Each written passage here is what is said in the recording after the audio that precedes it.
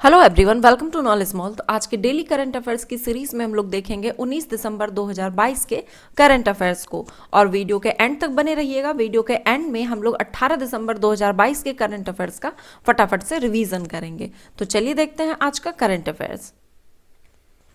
Question है पहला कि लियो वराडकर को किस देश का प्रधानमंत्री दूसरी बार नियुक्त किया गया। आंसर है ऑप्शन ए, आयरलैंड का। भारतीय मूल के लियो वराडकर दूसरी बार आयरलैंड के प्रधानमंत्री चुने गए हैं। देश की मध्य मार्गी गठबंधन सरकार के साथ बारी बारी से सत्ता संभालने के समझौते के तहत वराडकर ने प्रधानमंत्री का पद संभाला है। यूनेस्को ने भारत के किस प्राचीन भाषा को पुनर्जीवित और संरक्षित करने के उद्देश्य से भाषाओं के डिजिटल संग्रह की स्थापना करने जा रही है।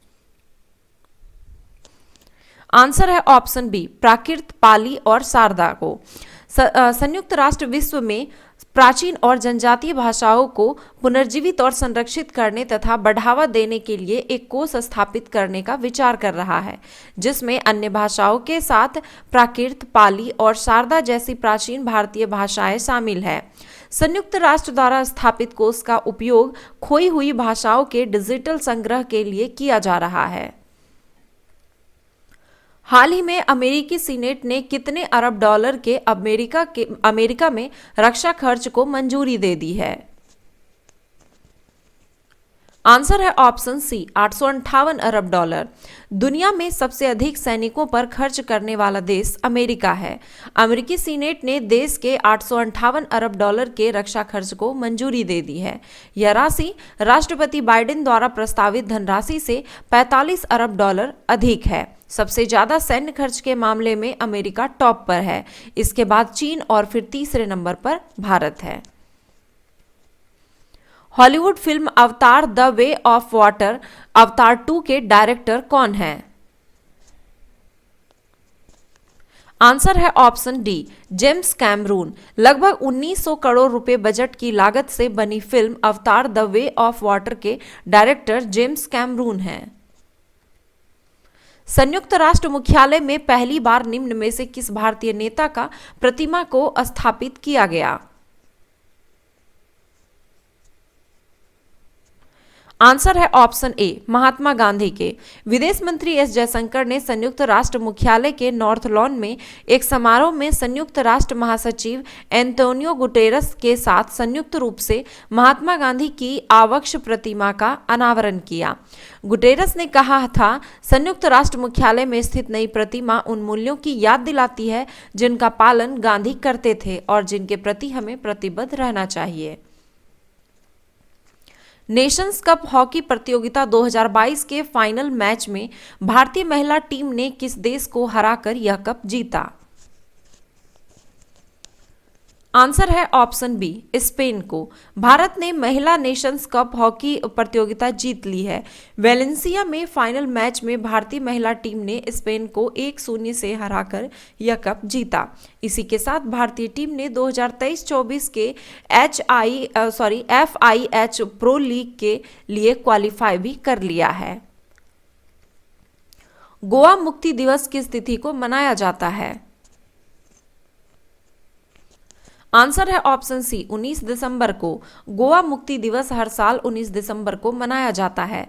यह दिन उस अवसर को चिन्हित करता है जब भारतीय सशस्त्र बलों ने 1961 में 450 वर्षों के पुर्तगाली शासन से गोवा को मुक्त कराया था।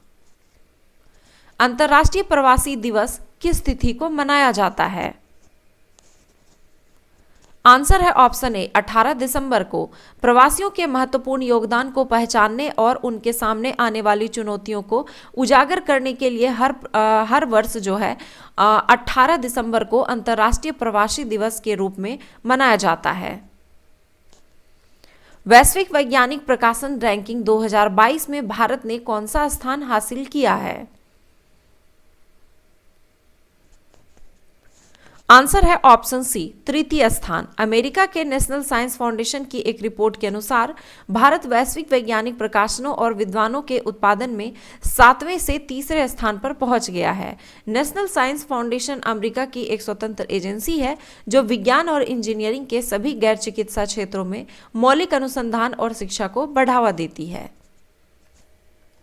भारत कजाकिस्तान के बीच संयुक्त सैन्य अभ्यास का छठा संस्करण काजिंद 22 भारत के निम्न में से किस शहर में शुरू हुआ? आंसर है option B, Umroi Meghalaya. Bharat Kazakhstan संयुक्त सैन्य प्रशिक्षण अभ्यास का छठा संस्करण काजिंद 22 15 से 28 दिसंबर 2022 तक उमरोई मेघालय में आयोजित किया जा रहा है। भारत जल प्रभाव शिखर सम्मेलन का 7वां संस्करण 17 दिसंबर 2022 को कहां संपन्न हुआ? आंसर है ऑप्शन डी, नई दिल्ली में। 7वें इंडिया वाटर इम्पैक्ट समिट 2022 शिखर सम्मेलन का आयोजन 15 से 17 दिसंबर 2022 तक नई दिल्ली के डॉक्टर आंबेडकर अंतर्राष्ट्रीय केंद्र में किया गया।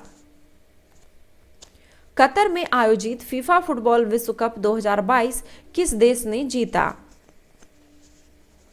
आंसर है इसका ऑप्शन ए, अर्जेंटीना ने।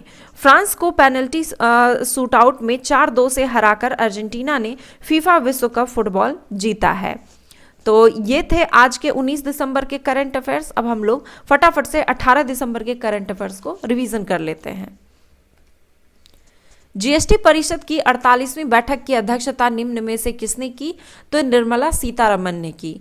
भारत ऊर्जा सप्ताह 2023 इंडिया एनर्जी वीक 2023 का आयोजन कहाँ किया जाएगा? तो ये बेंगलुरु में किया जाएगा।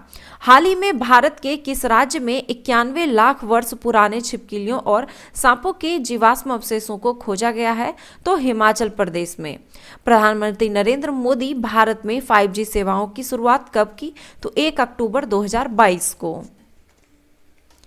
25वीं पूर्वी क्षेत्रीय परिषद बैठक का आयोजन 17 दिसंबर 2022 को कहां किया गया? तो यह किया गया पश्चिम बंगाल में। निम्नलिखित में से किस प्रथम और श्वेत महिला को हार्वर्ड यूनिवर्सिटी का नया अध्यक्ष नियुक्त किया गया? तो क्लाउडीन गे को। केंद्र सरकार 19 से 25 दिसंबर 2022 को निम्न में से किस सप्ताह के रूप में मनाएगा? तो सुशासन सप्ताह के रूप में।